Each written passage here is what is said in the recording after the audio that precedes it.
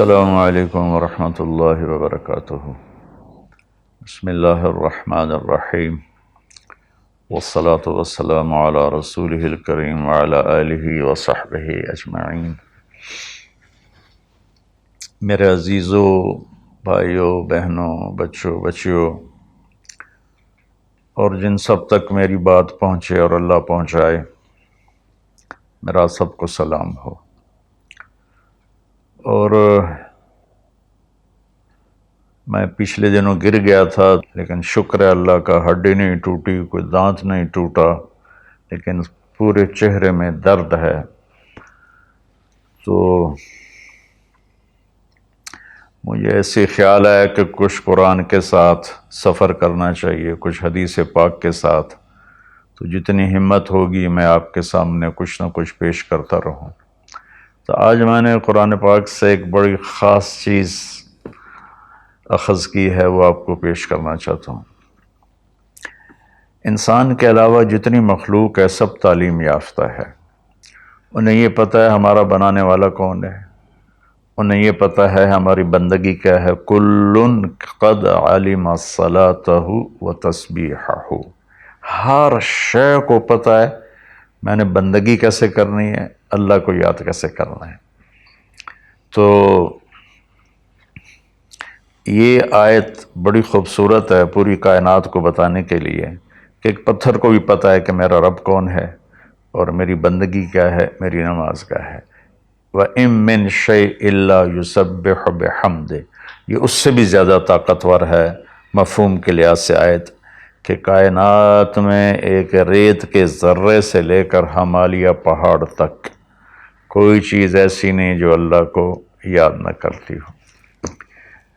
لیکن انسان جاہل پیدا ہوتا ہے، اس لیے آپ حیران ہوں گے بڑے بڑے پڑھے لکھے مفکر، سائنسدان،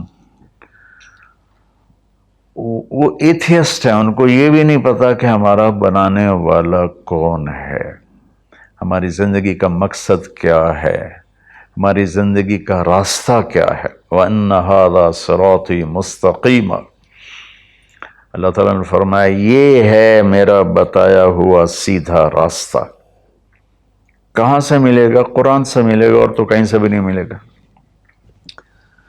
تو ہمیں سیکھنا پڑتا ہے، اور سیکھنے کے لیے سب سے پہلے قرآن ہے۔ ہم شوق رکھیں قرآن کے سیکھنے کا، قرآن کو پڑھنے کا، قرآن کا ترجمہ پڑھنے کا۔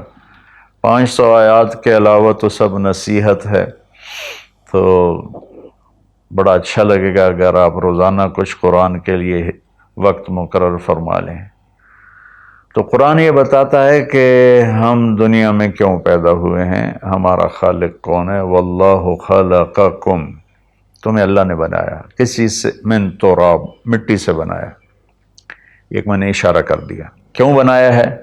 وما خلقت الجن والانس الا لیعبدون، صرف اس لیے بنایا ہے کہ تم اللہ کے بندے بن کے چلو۔ اچھا، جتنی آسمانی کتابیں ہیں وہ زندگی کا مقصد بتاتے ہیں، خالق کا پتہ بتاتی ہیں۔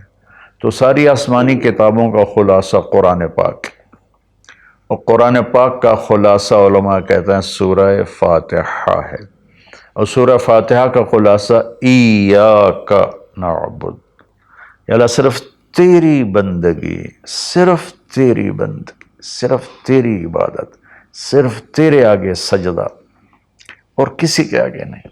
وَإِيَّاكَ نَسْتَعِينُ، اور یا اللہ صرف ہم تجھ سے مدد مانگتے ہیں، تیرے علاوہ ہم کسی سے نہیں مانگتے، یا اللہ صرف تجھ سے مدد مانگتے ہیں۔ ایاک نستعین، ایاک پہلے آیا ہے، پہلے ادھر بھی ایاک پہلے آیا ہے، اس میں یہ مطلب بتایا جا رہا ہے کہ یہ صرف اسی ایک اللہ کی عبادت ہے، اور صرف اسی ایک اللہ سے مانگنا ہے۔ عبد، عبادت عبد سے ہے کہ ہم اللہ کے بندے بن جائیں۔ تو ایک جگہ اللہ نے تعارف کرایا ہے کہ میرے بندوں، میں تمہیں بتاؤں کہ میرے بندے کون ہیں۔ ویسے تو سارے اسی کے بندے ہیں۔ وما خلقت الجن والانس، انسان جنات سب کو اللہ نے پیدا کیا، لیکن اللہ تعالیٰ فرماتا ہے کہ مجھ سے تعلق جن کا ہے اور جنہیں میں کہہ سکتا ہوں کہ یہ ہیں میرے بندے، تو وہ سورہ فرقان میں ہے صرف 12 باتوں کی، 12 باتیں جس مرد عورت میں ہوں گی اللہ اس پہ مہر لگائے گا کہ میرا ہے۔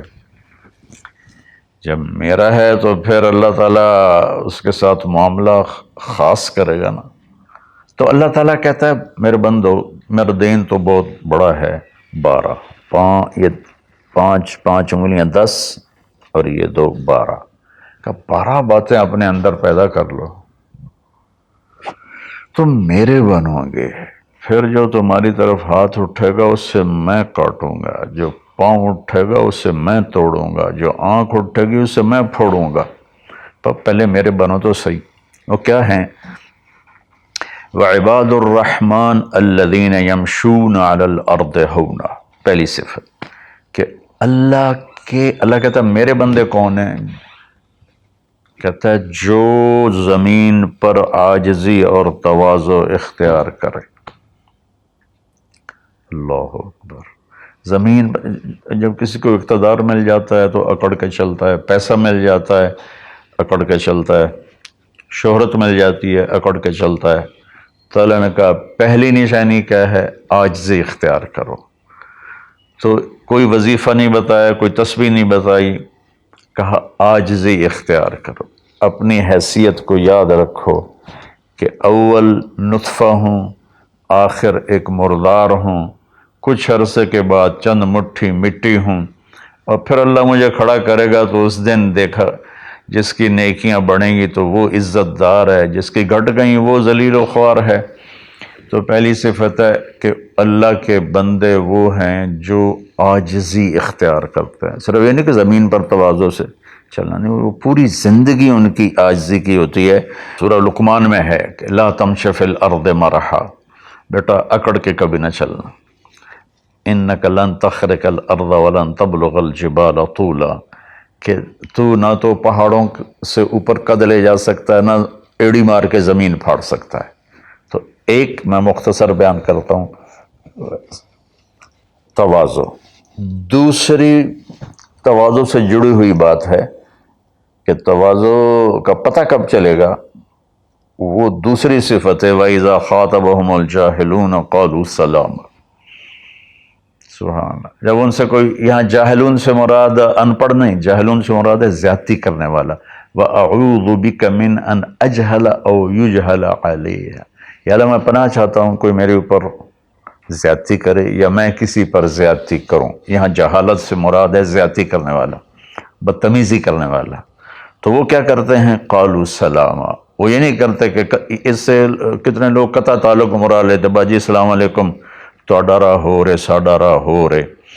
تو میرا اللہ یہ نہیں کہہ رہا، میرا اللہ کہہ رہا جب ان سے کوئی غلط گفتگو کرتا ہے، غلط معاملہ کرتا ہے، بدتمیزی کرتا ہے، تو وہ آگے تمیز کے ساتھ بات کرتے ہیں، وہ غصے سے بپھر نہیں جاتے، وہ اس کے لہجے میں بات نہیں کرتے، وہ ٹھنڈے مزاج کے ساتھ اللہ اس کے رسول کو سامنے رکھ کر وہ بات کرتے ہیں۔ 2، تیسری فرمائی والذین یبیتون لربہم سجدا وقیاما، عبادت کو تیسرے نمبر پر لائے کہ میرے بندوں کی تیسری بڑی صفت یہ ہے کہ وہ رات کو اٹھتے ہیں اور مجھے یاد کرتے ہیں۔ اچھا، اب آج کل سستی کا زمانہ ہے، میرے نبی نے ایک حدیث سنائی تو وہ بہت بڑی خوشخبری ہے آپ کے لیے۔ جو عشاء کی نماز باجماعت پڑھ لے اور صبح کی نماز باجماعت پڑھ لے تو اس کی رات تہجد میں لکھی جائے گی۔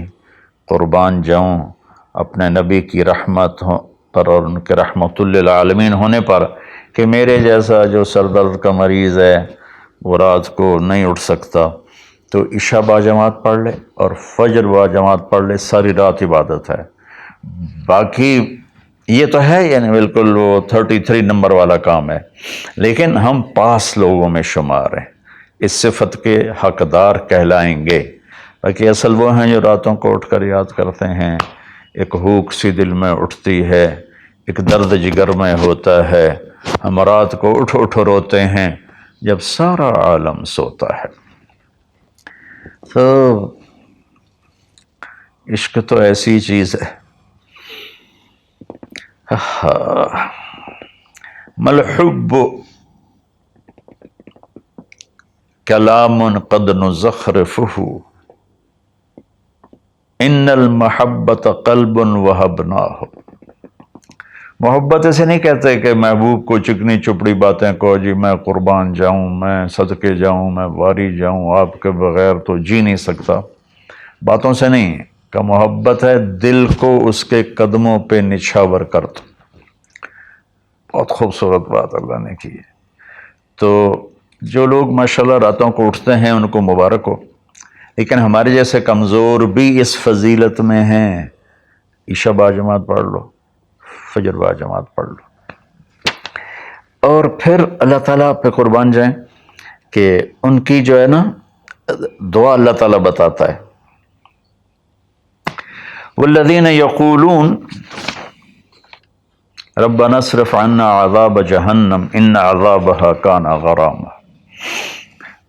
وہ اللہ ان کی دعا بتا رہا ہے کہ وہ کہتے ہیں یا اللہ ہم سے عذاب جہنم دور فرما، چونکہ یہ نہ ٹلنے والا عذاب ہے جو چمٹ جاتا ہے، اور وہ انہا ساءت مستقرا و مقاما، اور یا اللہ وہ بہت ہی برا ہے، بہت ہی برا ہے۔ تو تہجد اور دعائیں، دعا بہت بڑی طاقت ہے، بہت بڑی طاقت ہے، بہت بڑی طاقت۔ ہم نے دعا ایسے ہی بنائی ہوئی ہے، فرض نماز کے بعد مولوی صاحب رٹے رٹائے جملے بولتے ہیں، ہم پیچھے آمین کہتے ہیں۔ دعا وہ ہے جو آپ تنہائی میں اللہ کے سامنے گڑ گڑا کر بولتے ہیں۔ میرے نبی نے فرمایا اللہ کے سامنے روو، اچھا اگر علم تبکو فتباکو، اچھا اگر تمہیں رونا نہیں آتا نا تو رونے کی شکل بنا لو۔ چوتھی چیز بتاتے ہیں، والذین یقولون ربنا اصرف عنا عذاب جہنم ان عذابها کان غراما انہا ساءت مستقرا و مقاما۔ یا اللہ جہنم سے بچانا اور جہنم کے عذاب سے بچانا، وہ اللہ آپ پہ ہی معاف کرے گا۔ یہ ہمارے اب تو عام ماحول میں جی اللہ آپ پہ ہی معاف کرے گا، اللہ بڑا غفور الرحیم ہے، اللہ آپ پہ ہی معاف کرے گا۔ تو میں تو اپنے ماحول میں بات کرتا ہوں اپنے عزیز رشتہ داروں سے کہ اللہ آپ پہ ہی کپا کٹ دے گا، سپرے نہ کرو، پانی نہ لاؤ، کھاد نہ دیو، آپ بہے کوئی بھی پا دیو، اللہ آپ پہ ہی کٹ دے گا۔ لے جی مولانا صاحب کہیں گل نہ کریں دیو، بھلا کدی پانی تے کھاد تے سپرے تو بغیر بھی کاشا ہوئی۔ تو اللہ یہی کہہ رہا ہے کہ ڈرو مجھ سے اس جہنم کے عذاب سے اور اس سے بچاؤ کا راستہ اختیار کرو۔ پانچویں بات کیا ہے؟ والذین اذا انفقوا لم یسرفوا ولم یقتروا وکان بین ذلک قواما۔ بہت اعلیٰ چیز ہے، معیشت کو، اکانومی کو بہت خوبصورت انداز میں بتایا کہ میرے خاص بندے وہ ہیں، دیکھو اللہ نے دنیا کا بھی بیچ میں ڈالا۔ اللہ والے دنیا کو نہیں دیکھتے، اللہ والے چٹائیوں پہ سوتے ہیں، اللہ والے بادشاہوں سے نہیں ملتے ہیں، اللہ والوں کے پاس جایا جاتا ہے، اللہ والے کسی کے پاس نہیں جاتے ہیں۔ ارے سب سے بڑے اللہ والے تو نبی ہیں، اللہ نے فرعون کے پاس بھیجا موسیٰ علیہ السلام کو، اور کائنات کی افضل ترین ہستی اللہ کے بعد میرے نبی ہیں، ابو جہل کے پاس بھیجا۔ تو یہاں ان کی معیشت کو بتایا جا رہا ہے کہ میرے بندے وہ ہیں جتنا ہم نے ان کو دیا ہے اس سے بڑھ کر خرچ نہیں کرتے۔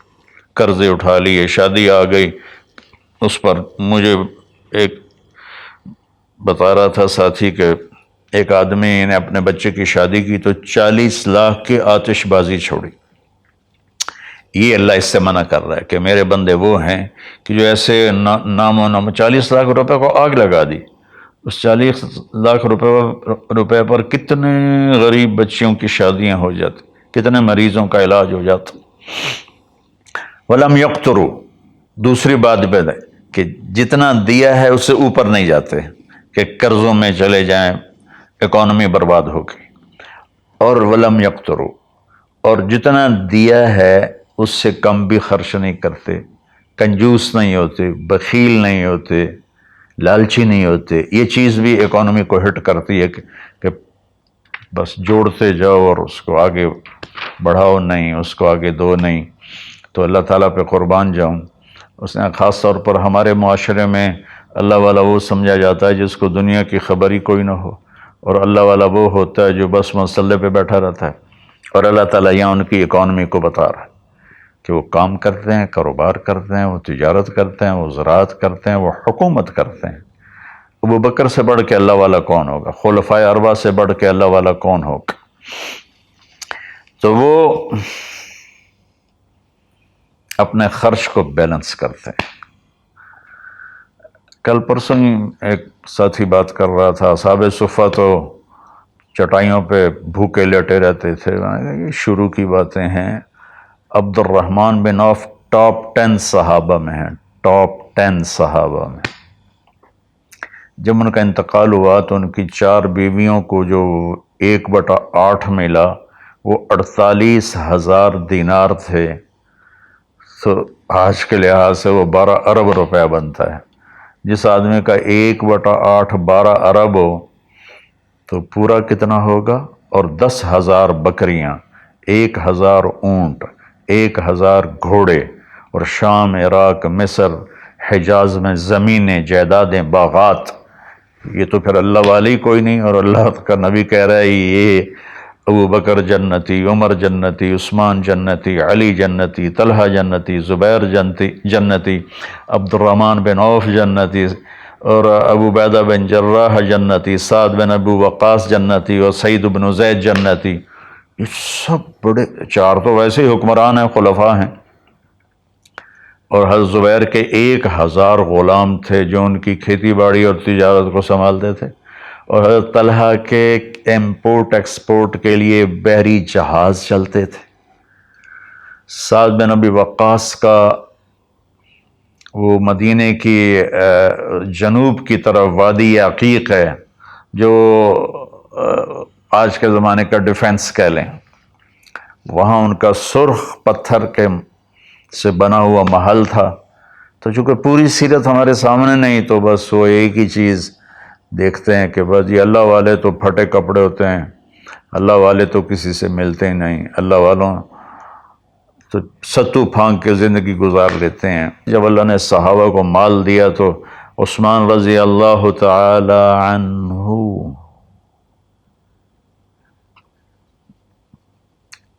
کہنے لگے اپنی بیوی نائلہ کے لیے میں نے چادر خریدی ہے 300 دینار میں، 300 دینار میں، جو 7.5 کروڑ روپیہ بنتا ہے۔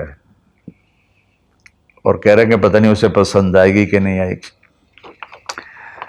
تو ہم بیچ میں دنیا کو نکال نہیں سکتے، یہ بڑی غلط تعبیر ہے اسلام کی۔ اس کے بعد کیا ہے ان کی صفت؟ 3 کٹھی بتائی ہیں، 6، 7، 8۔ اب میں آپ کو 5 بتا چکا ہوں۔ تواضع، عاجزی، اور برائی کا جواب اچھائی، اور راتوں کو اٹھ کے بندگی، اور اپنے کاروبار زندگی میں اعتدال اور بیلنس آف اکانومی تب ہوگا جب اخراجات کو کنٹرول کیا جائے گا۔ وہ ایک آدمی مجھے ملنے آیا تو کہنے لگا یہ اتنے کروڑ کی گھڑی، اور میرے پاس گھڑیوں کا ڈھیر ہے، کروڑوں روپے، ہر گھڑی کی قیمت کروڑوں روپے ہے۔ یہ تو نادانی کی بات ہے، نہ کہ کوئی فخر کی بات ہے۔ پھر اللہ تعالیٰ نے بتایا 3 صفتیں کٹھی بیان فرمائیں، وہ کیا ہیں؟ والذین لا يدعون مع اللہ الہا آخر، جو توحید کا جام پیتے ہیں اور اللہ کے سوا کسی کو اس کا شریک نہیں ٹھہراتے۔ دوسرا کیا ہے؟ ولا یقتلون النفس التي حرم اللہ الا بالحق. جو ہمارے علاقے میں خاص طور پر جو قتل کی دشمنیاں ہیں، اور اپر پنجاب میں جو قتل کی دشمنیاں ہیں، گجرانوالہ کے ارد گرد، گجرات کے ارد گرد خاندانوں کے خاندان تباہ ہو کے، اور ایسی سرحد اور بلوچستان کے قبیلوں کے قبیلے تباہ ہو گئے، اور نمازی 5 وقت کے. اور میرا اللہ کہتا ہے جو کسی کو قتل نہیں کرتا سوائے حق ہے. حق ہے، کوئی زانی پکڑا جاتا ہے اور شادی شدہ ہے اور 4 گواہ اس پہ لگ جاتے ہیں، اب اس کو قتل کرو. اور کوئی جنگ ہے کفر اور اسلام کی، جب اس جنگ میں جب سامنے آئے لڑائی کرنے والا اسے قتل کرو. لیکن جیسے آج کل ہمارا ماحول ہے قتل قتل قتل قتل، بھائیو اللہ کہہ رہا ہے جو میرے بندے ہیں نا وہ کسی کو ناجائز قتل نہیں کرتے. تیسرا کیا فرمایا؟ ولا یزنون، زنا نہیں کرتے. زنا کیسے پھیلتا ہے؟ بے حیائی سے.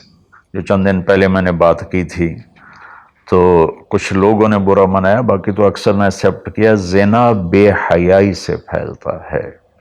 اللہ کہتا ہے قل للمؤمنین یغضوا من ابصارہم ویحفظوا فروجہم.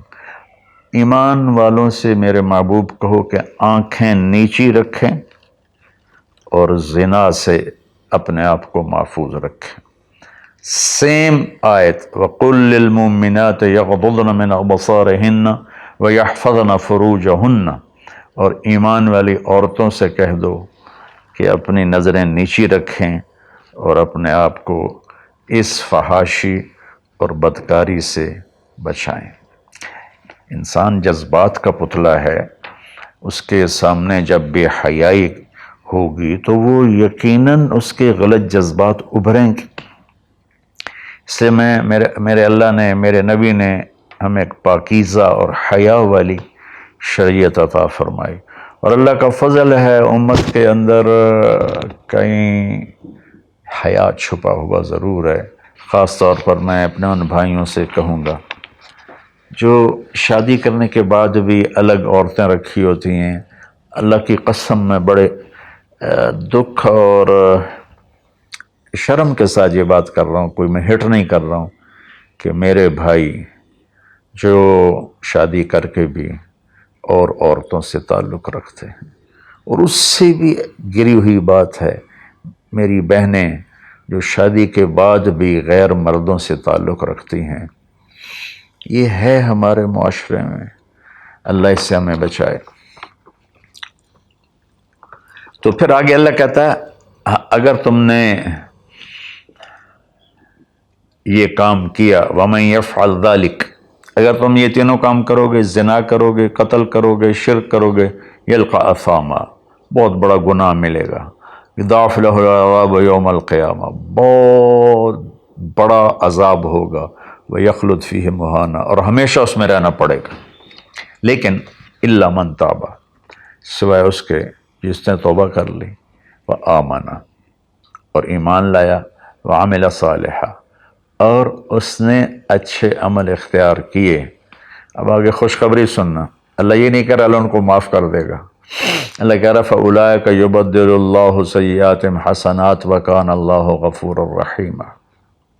اللہ تعالیٰ فرما رہے ہیں کہ ہائے ہائے، اگر تم توبہ کر لو گے نا، ایمان لے آؤ گے، اچھے عمل کرو گے، تو میں صرف تمہیں معاف نہیں کروں گا، تمہاری برائیاں مٹا کے وہاں نیکیاں لکھ دوں گا. واہ قربان میرے مولا، کہتے معاف نہیں کروں گا، معاف بھی کروں گا اور تمہارے گناہوں کی جگہ نیکیاں لکھ دوں گا. یا اللہ ایسا کیوں کرو گے؟ کہ اس لیے کہ میں غفور الرحیم ہوں. تو من تاب وعمل صالحا فإنه يتوب إلى الله متابا. آگے اللہ نے بتایا کہ توبہ کرنے والا ہے کون؟ جو توبہ کرنے کے بعد اپنے عمل کو بدلتا ہے، اچھا کرتا ہے، یہ ہے صحیح توبہ کرنے والا. لیکن ایک خوشخبری سنا دو. مثلا ایک آدمی کی توبہ کر کے توڑ دیتا ہے. چند دن پہلے ایک نوجوان کا فون تھا، روز نے دھاڑے ماری کہ جی توبہ کرتا ہوں، پھر 15 دن بعد ٹوٹ جاتی ہے، پھر توبہ کرتا ہوں، پھر 15 دن بعد ٹوٹ جاتی ہے. میں نے کہا توبہ کرتے ہو؟ کہتا جی کرتا ہوں. میں نے کہا معاف ہے. وہ انسان ہی نہیں جس سے خطا نہ ہو. وہ انسان ہی نہیں جو بھولے نہیں. تو میرے اللہ نے توبہ کی کوئی لمٹ نہیں رکھی، نہ عدد نہ عمر. بھائی تو 60 سال کا ہو گیا ہے، تجھے حکومت پاکستان ریٹائر کرتی ہے، ہم بھی تیری توبہ قبول نہیں کریں گے. یا بھائی تو 3 دفعہ کر چکا ہے گناہ، اب ہم تیری توبہ قبول نہیں کریں گے. اللہ تعالیٰ کہتا ہے لو بلغت الذنوب عنان السماء ثم استغفرتنی غفرت لک ولا ابالی. میرے بندے میں اتنا بڑا رحم کرنے والا ہوں، تم ایک عورت یا ایک مرد اتنے گناہ کرو کہ زمین پہ رکھتے رکھتے رکھتے رکھتے آسمان کی چھت کو لگا دو، پھر ایک دفعہ کہو یا اللہ معاف کر، تو میں ساری معاف کر دوں. ہمارا اللہ بڑا پیارا اللہ ہے. اچھا، 9ویں صفت کیا ہے ان کی؟ والذین لا یشہدون الزور واذا مروا باللغو مروا کراما. اس کا ایک ترجمہ تو یہ ہے کہ جہاں گندی محفل ہو اور شرابی کی محفل چل رہی ہے، یا کوئی ناچ گانے کی محفل چل رہی ہے، یا کہیں کسی کی غیبت ہو رہی ہے، برائی ہو رہی ہے، کسی پہ ظلم ہو رہا ہے، تو وہ اس میں شامل نہیں ہوتے، چپ کر کے دائیں بائیں سے نکل جاتے ہیں. دوسرا ترجمہ یہ ہے کہ جو جھوٹی گواہی نہیں دیتے، جو جھوٹی گواہی نہیں دیتے. اچھا، اس میں ایک بڑی اور خوبصورت بات ہے، مروا کراما وَإِذَا مَرُّوا بِاللَّغْوِ مَرُّوا کراما. میں دیکھوں گا شراب پی رہے ہیں بچے تو میں کہوں بدبخت، نامراد، ذلیل، کمینے، شرابیں پی رہے ہیں، چرس بیچ رہے ہیں یا چرس پی رہے ہیں، میرا یہ معاملہ ہوگا. لیکن مرو کرا، جب وہ کسی غلط محفل کو دیکھتے ہیں تو عزت کے ساتھ گزر جاتے ہیں، یعنی اپنا دامن بھی بچاتے ہیں، اور جو برائی کر رہے ہوتے ہیں ان کو بھی حقیر نہیں سمجھتے. میں اپنے دیندار طبقے کے سامنے ہاتھ جوڑتا ہوں کہ غلط راہوں پہ چلنے والوں کو حقیر نہ جانیں، ان سے نفرت نہ کریں، ان سے پیار کریں. میں اپنے گاؤں میں ہوں، تلمبا 3 کلومیٹر ہے، 250 طوائفیں ہیں. ان کو صرف بیٹی کہنے پر ان کی زندگی کیا سے کیا ہوگی. وہ کچھ ان کا وظیفہ لگایا تھا تو ان کی زندگی کیا سے کیا ہوگی. تو بھائی کسی کو حقیر نہ جانو، کسی سے نفرت نہ کرو، چاہے کوئی غیر مسلم ہے چاہے کوئی مسلم ہے، لیکن تمہارے عقائد کے خلاف ہے، یا تمہارا جھگڑا ہے، تمہاری لڑائی ہے، یا وہ زانی ہے، شرابی ہے، جواری ہے، نفرت نہ کرو، نفرت نہ کرو، نفرت نہ کرو. اور 10ویں ہو گئی وَإِذَا مَرُّوا بِاللَّغْوِ مَرُّوا کِرَامًا، کہ وَالَّذِينَ إِذَا ذُكِّرُوا بِآيَاتِ رَبِّهِمْ لَمْ يَخِرُّوا عَلَيْهَا صُمًّا وَعُمْيَانًا. جب ان کے سامنے اللہ کی بات آتی ہے تو سننے سے انکار نہیں کرتے، یعنی آنکھیں بند نہیں کرتے، کان بند نہیں کرتے، کہ جیسے اندھے اور بہرے پر چیز پیش کرو تو اسے پتہ نہیں لگے گا. تو میرا اللہ کہہ رہا ہے کہ جب ان کے سامنے میری بات آتی ہے، میرا قرآن آتا ہے، میرے نبی کا فرمان آتا ہے، تو اندھے بہرے نہیں ہوتے بلکہ غور کر کے سنتے ہیں، غور کر کے سنتے ہیں. تو اللہ ایک ان کی صفت یہ بتا رہے ہیں کہ وہ اللہ کا کلام سنتے ہیں تو تاثر لیتے ہیں اور اپنے آپ کو بدلتے ہیں، اور اپنے گناہوں پر باقی نہیں رہتے بلکہ اپنے آپ کو توبہ کرتے ہیں اللہ کے سامنے. پھر جب توبہ ٹوٹ جائے پھر رو دھو کے توبہ کرتے ہیں. 12ویں صفت کیا ہے؟ سبحان اللہ، واہ جی واہ. اللہ والوں کو تو بیوی بچوں کی بھی پرواہ نہیں ہوتی. اللہ والوں کے گھروں میں تو فاقے ہوتے ہیں. اب یہ اللہ والوں کی بات بتا رہا ہوں. والذین یقولون ربنا هب لنا من ازواجنا وذریاتنا قرۃ اعین وجعلنا للمتقین اماما. سبحان اللہ. جو کہتے ہیں یا اللہ ہمیں ہمارے ازواج یعنی بیویاں، ہماری اولادیں ایسی دے جو آنکھوں کی ٹھنڈک بن جائیں، اور ہمیں متقین کا سردار بنا، امام بنا. اپنی وجاہت مانگتے ہیں، وجاہت. اچھا، حب وہبا، آتا، اعطا، تین لفظ ہیں دینے کے، آتا دیا، اعطا دیا، وہبا دیا، لیکن تینوں کے مطلب الگ الگ ہیں۔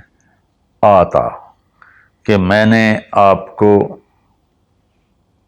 ایک چیز دی، قلم دیا، لیکن آپ کو مالک نہیں بنایا، واپس لے سکتے بھائی واپس کرو۔ آتا میں آپ کو گاڑی دیتا ہوں تو میں آتا کا مطلب ہے کہ میں واپس نہیں لوں گا، یہ تمہاری پکی ملک ہو گئی۔ وہبا میں تمہیں وہ چیز دوں گا جو تیرے خواب و خیال میں بھی نہیں ہوگی، تیرے تصور سے بھی بالا تر ہوگی۔ کیا مانگتے ہیں اللہ والے؟ یا اللہ میری بیوی ایسی ہو، اتنی اچھی ہو کہ میرے تصور سے بھی بالا تر ہو، میری اولاد ایسی ہو، اتنی نیک ہو، اتنی صلاحیت والے ہوں کہ میرے تصور سے بھی بالا تر ہوں۔ اللہ ہمیں یہ دعا سکھا رہا ہے، یہ نہیں کہا کہ مانگو آتے نہ، کہہ رہا ہے حب لنا، یا اللہ ہمارے گمان سے بھی اوپر کر کے بیوی اور بچے دے، اور ہمیں دنیا میں وجاہت دے، عزت دے۔ اس کا مانگنا انسانی حقوق میں شامل ہے۔ ہاں ایسی وجاہت اور ایسی شہرت جس کے پیچھے شیطانی کام ہو وہ حرام ہے، ورنہ عزت نفس تو ہر انسان کو پیاری ہے۔ اور پھر اللہ تعالیٰ کہتا ہے قرۃ اعین، آنکھیں ٹھنڈی ہو جائیں۔ اس سے بڑی تعبیر پورے کلام عرب میں نہیں ہے اندر کی خوشی کی، آنکھیں ٹھنڈی ہو جانا۔ اس کا الٹا محاورہ ہے اسقط اللہ عینک، اللہ تیری آنکھیں گرم کرے، یعنی تجھے تکلیف دیکھنی پڑے، اللہ تیری آنکھیں ٹھنڈی کرے، یعنی تمہیں سکھ دیکھو، تم سکھ دیکھو۔ اور پھر آگے اللہ تعالیٰ کیا کہتا ہے؟ اولئک یجزون الغرفۃ بما صبروا، یہ ہیں وہ جن کو صبر کے بدلے جنت کے بڑے گھر ملیں گے۔ وَيُلَقَّوْنَ فِيهَا تَحِيَّةً وَالسَّلَامًا، جس میں گاڈ آف آنر ان کو پیش کیا جائے گا، سلام کیا جائے گا۔ خالدین فیہا، اس میں ہمیشہ رہیں گے۔ حسنت مستقرا و مقاما، جو ہمیشہ کے لیے خوبصورت رہے گا، اس کا حسن بڑھتا رہے گا، اور تمہارا بھی قیام کبھی نہ ختم ہوگا۔ میری بات تھوڑی لمبی ہو گئی، معافی چاہتا ہوں، لیکن میرے دوستو اللہ کے واسطے جو کام کرو اللہ کے بندے بن کے کرو۔ سیاست کرنی ہے اللہ کے بندے بن کے کرو، تجارت کرنی ہے اللہ کے بندے بن کے کرو، ملازمت کرنی ہے اللہ کے بندے بن کے کرو، زراعت کرنی ہے اللہ کے بندے بن کے کرو۔